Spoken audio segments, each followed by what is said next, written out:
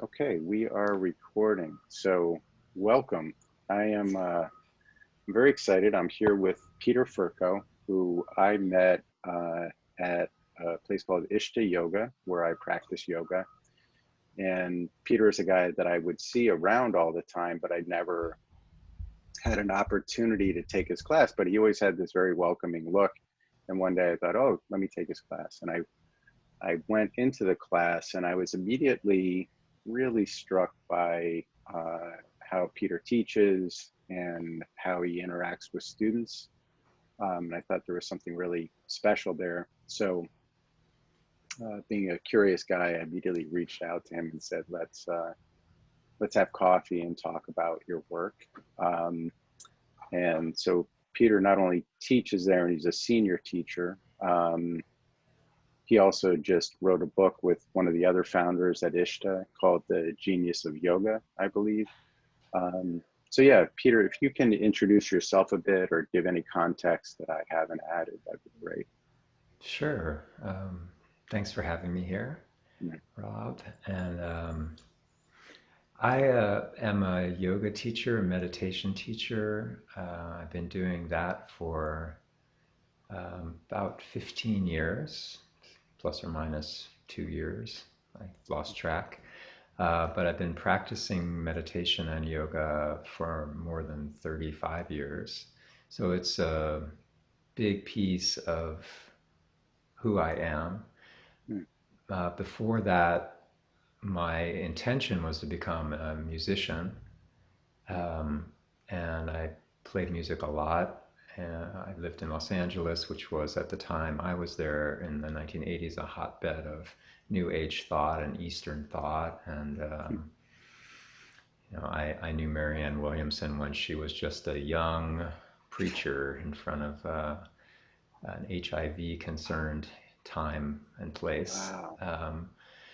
And um, I have subsequently done lots of things in the arts, but more and more and more, to use the yoga lingo, my karma has sort of stripped away all the other things I do Mm. through like attrition. The market's drying up or this or that.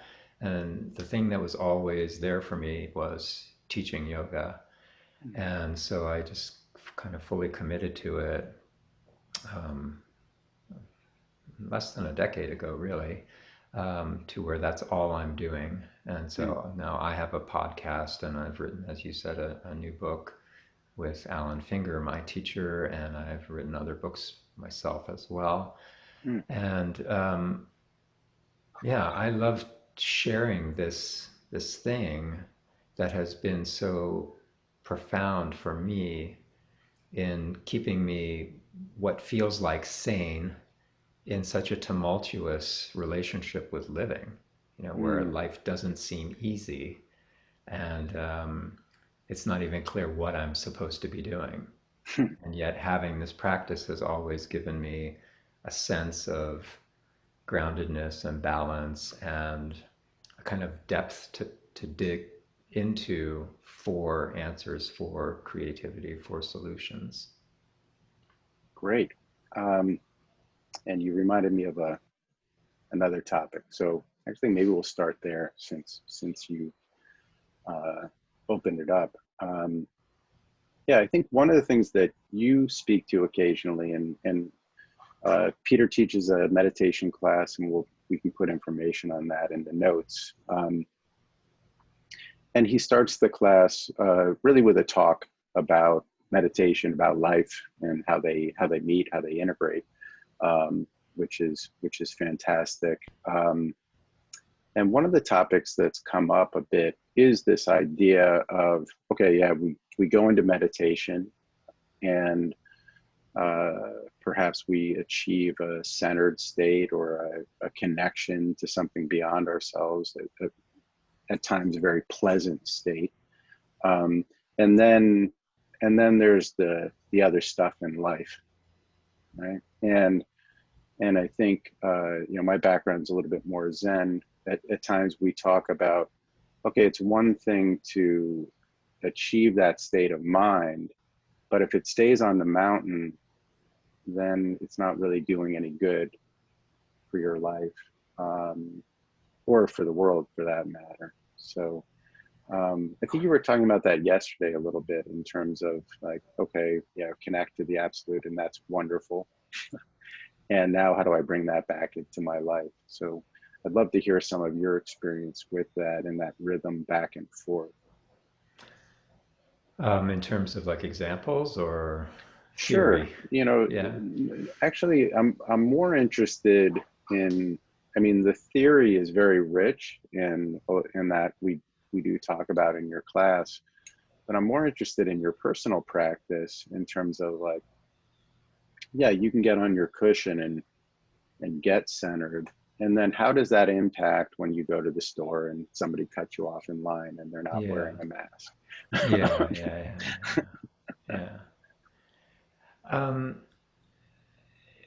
I think the connection between the two things is not necessarily linear. And my wife, Wendy Newton, wrote a book with Alan Finger also that was about the Yoga Sutras.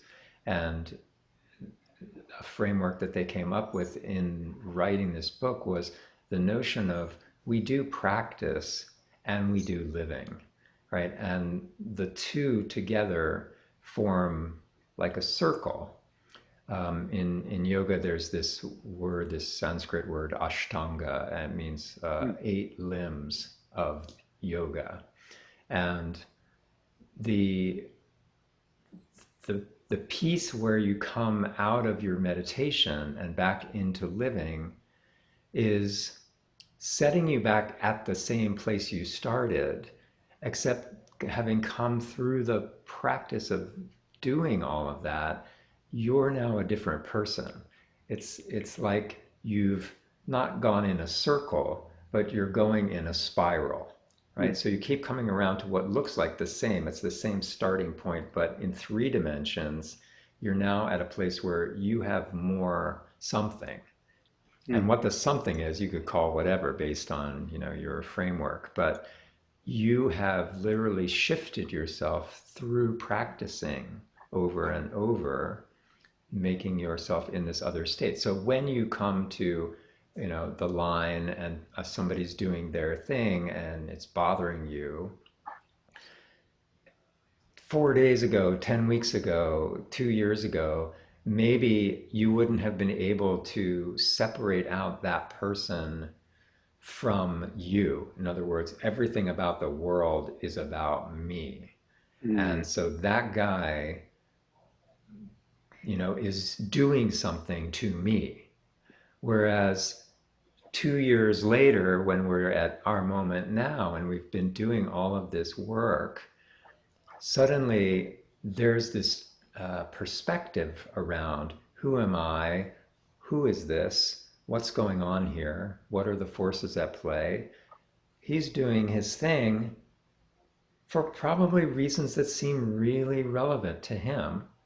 And I'm able to just see that we are two people who share something. We are both part of a sameness, Hmm. but we each are playing different roles right now.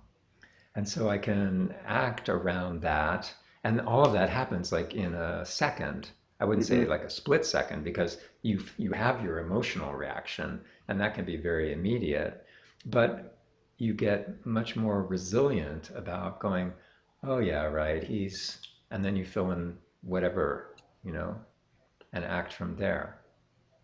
Yeah, it's interesting. You know what you're reminding me of is a couple things. I mean, one, okay, that person does something that annoys you, but after you've been in that situation many, many, many, many times, there might be a moment where you go, "Oh, something here seems familiar.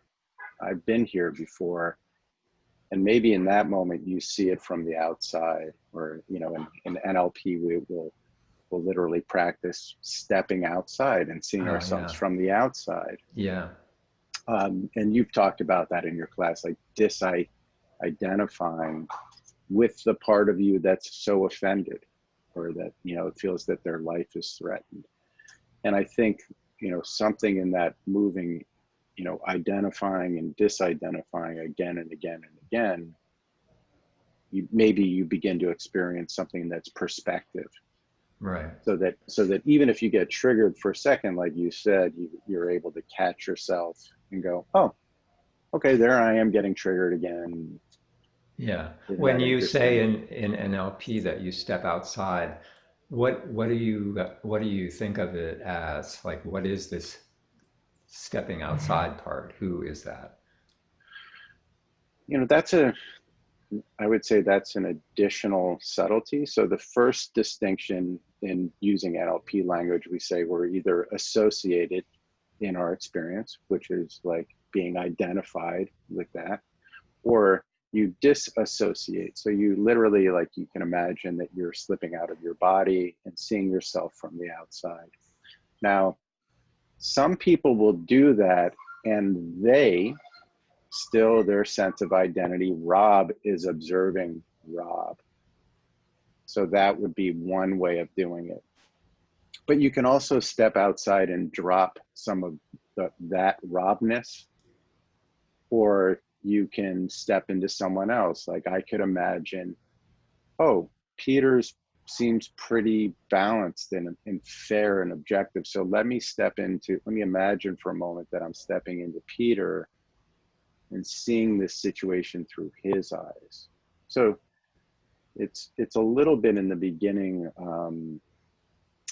developing a new cognitive ability, but like meditation, over time, something develops, some perspective, literal perspective Right. develops. So.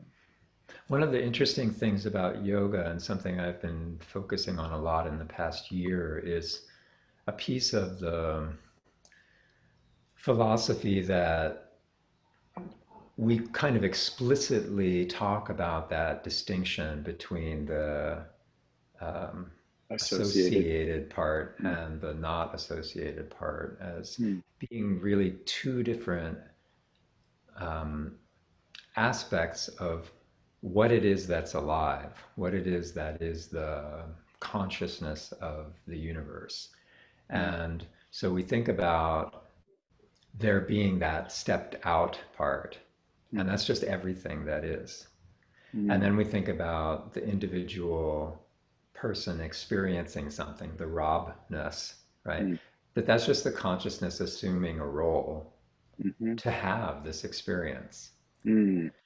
And the part that I've really been focusing on in this past year is one of the sort of famous swamis wrote a more psychologically based translation of the yoga of the Bhagavad Gita, and Mm. in it he was talking about um,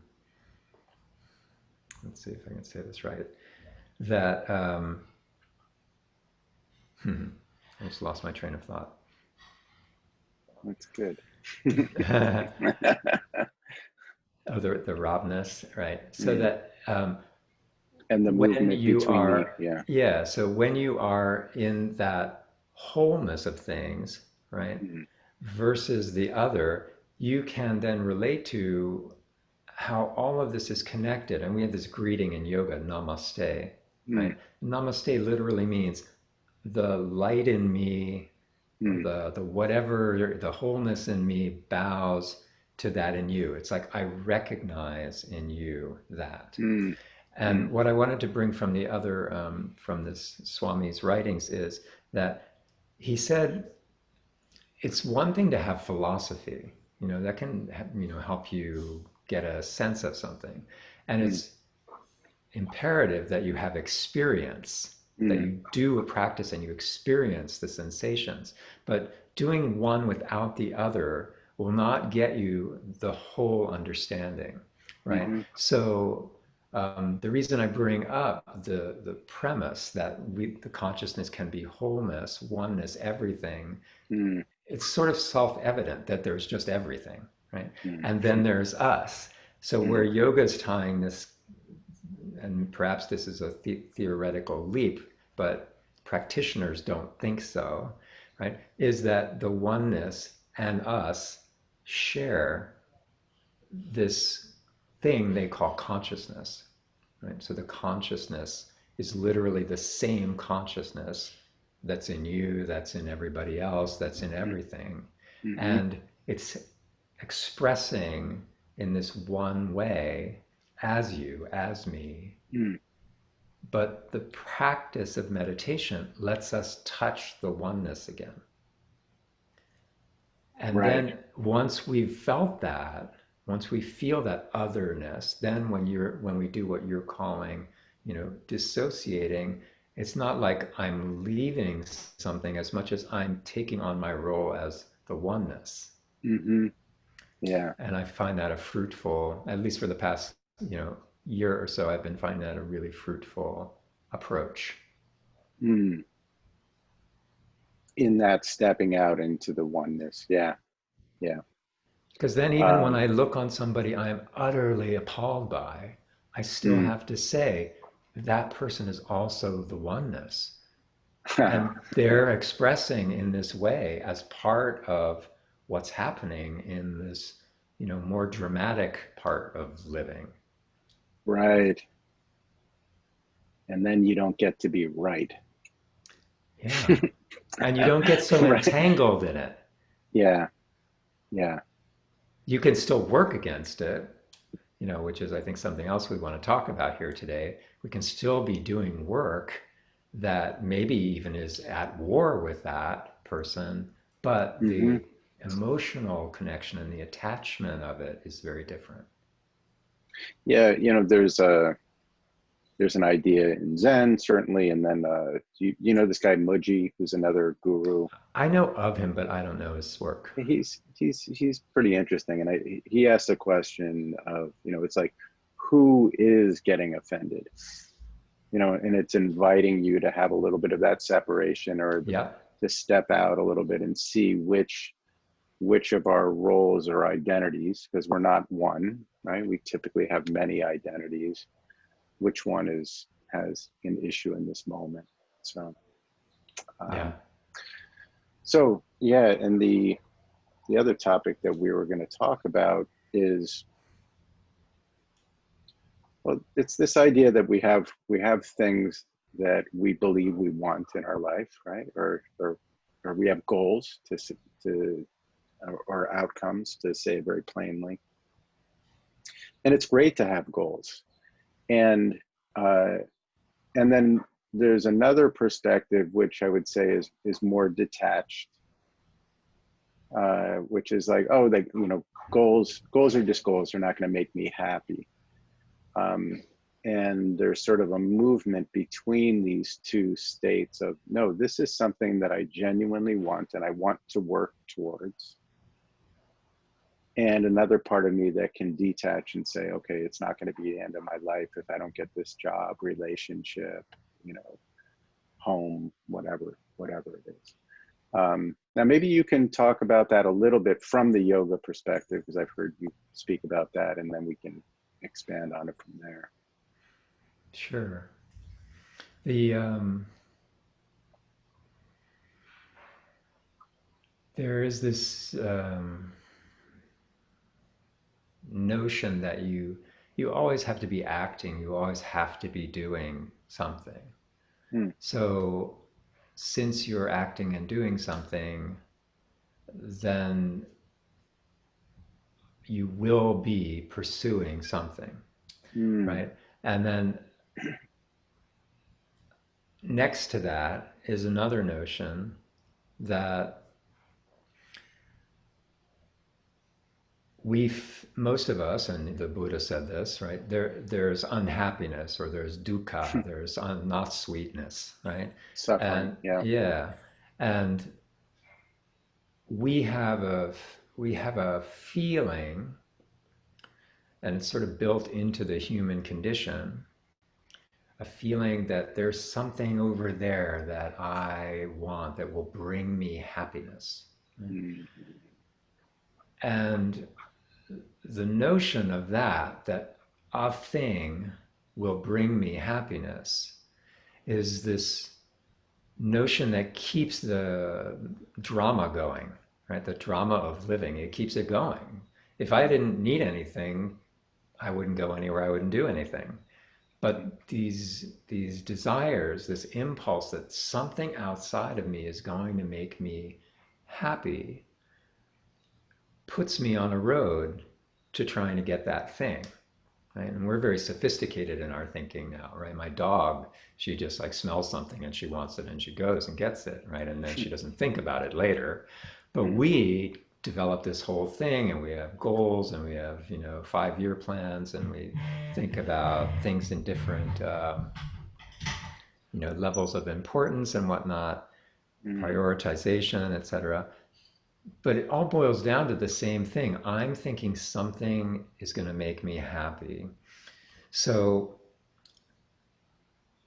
what we talk about in yoga as a more healthy approach is to remember always it's not the thing that's going to make you happy. You might get something like, I love lots of stuff. I love cameras, I love music, I love, art. And if Right. I get something, yeah, it makes me happy for like a minute. I literally bought this great camera when we all started zooming everything all the time. And like literally in the same day, I started thinking, wow, this would be great if I could get more lenses, right? So there's a no end to this thinking the happiness comes from satisfying the desires. And Mm-hmm. so in yoga, we try to parse those two things out. This, I must be acting all the time, and these things that I desire aren't going to bring me happiness. So therefore, what do you do?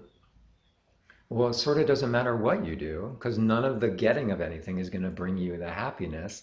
The happiness is going to come from within you, from you finding, who am I?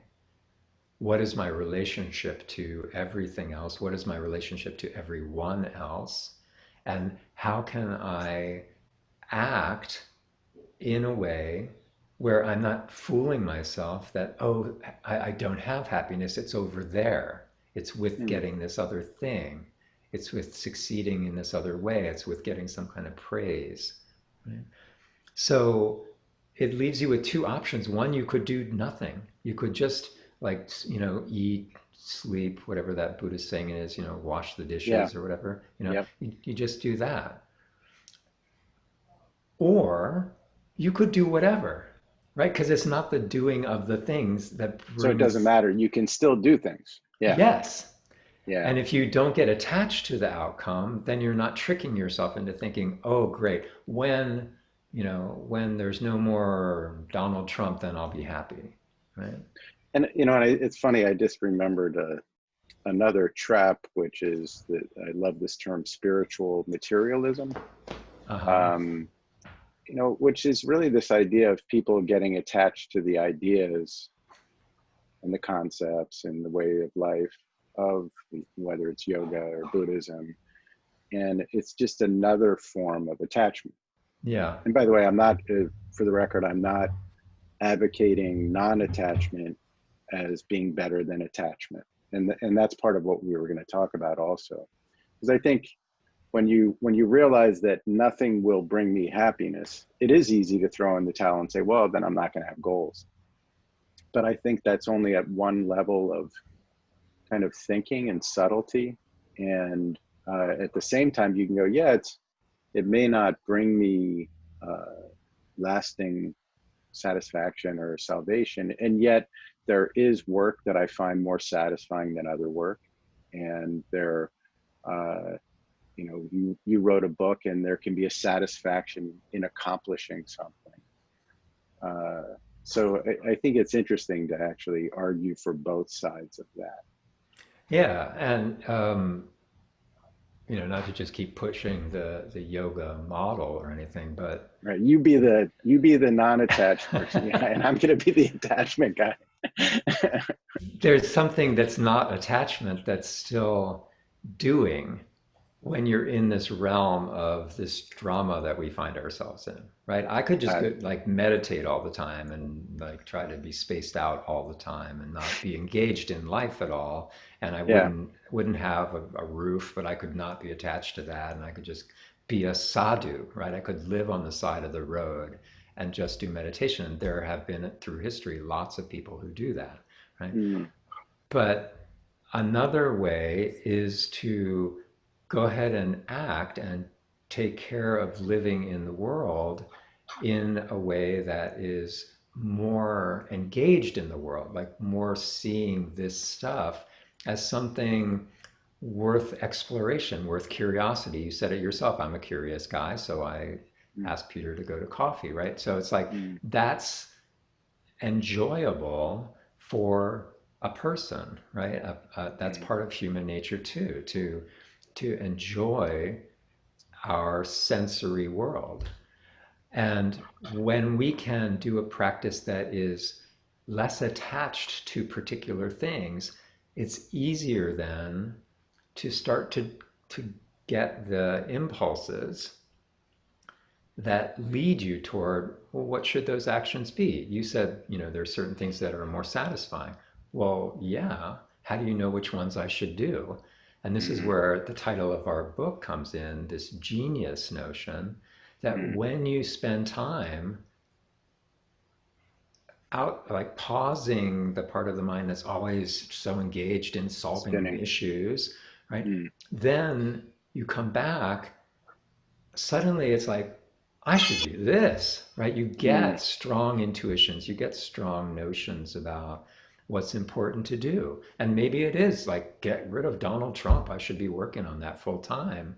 And that's the action I can do on this level that will feel like the proper use of me, right? Like that's my gifts coming into fruit. sorry, somebody's buzzing in my Yeah. apartment, Yeah. which is usually UPS or Amazon. Um, yeah, it, you reminded me of another side of this, which is in very often what we believe will bring us satisfaction is coming from a very kind of left brain cognitive ego based side of ourselves.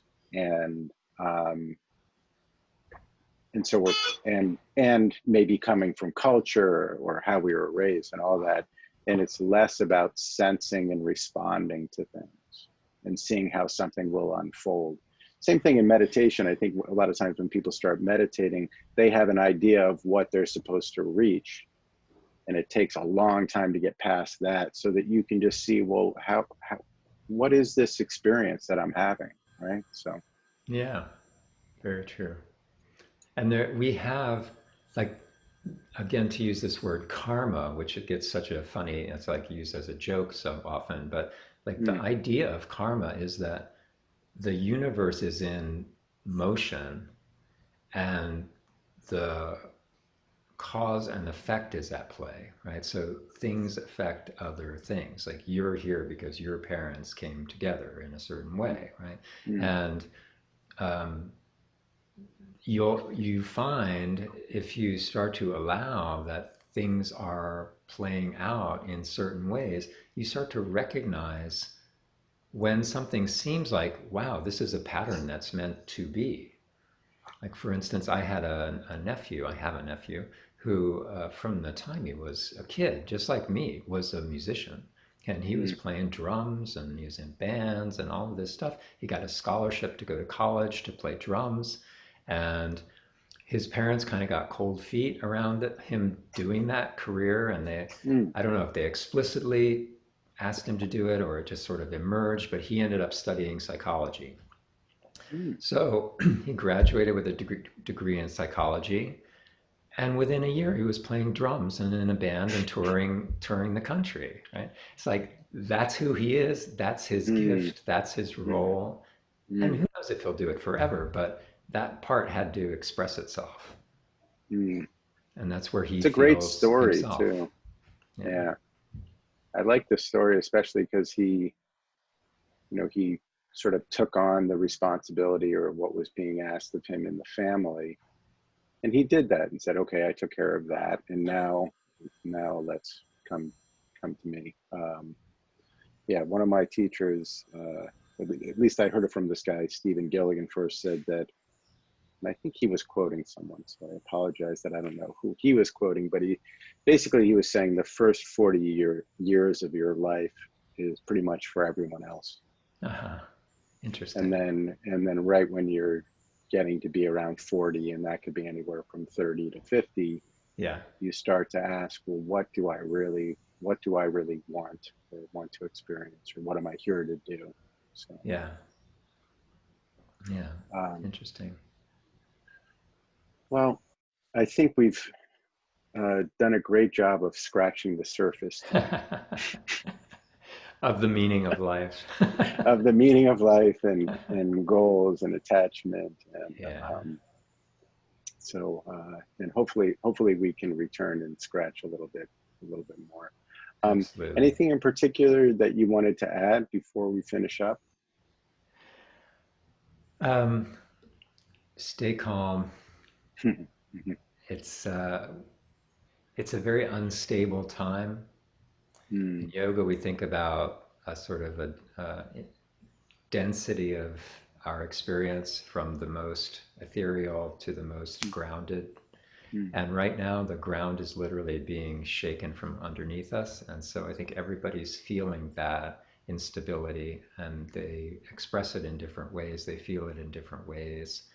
And if you can find ways to stay grounded, whether it's breathing deep mm, or doing yoga or doing some kind of exercise that puts you in your legs attached to the ground, mm, focusing, balancing, that's really stabilizing. And we need a lot of that right now. definitely. We certainly do. Yeah, And good. Well, thank you so much for joining me. And yeah, hopefully we can do this again. Thank you. absolutely, Rob. Take care. All right. Namaste. Take care. Namaste.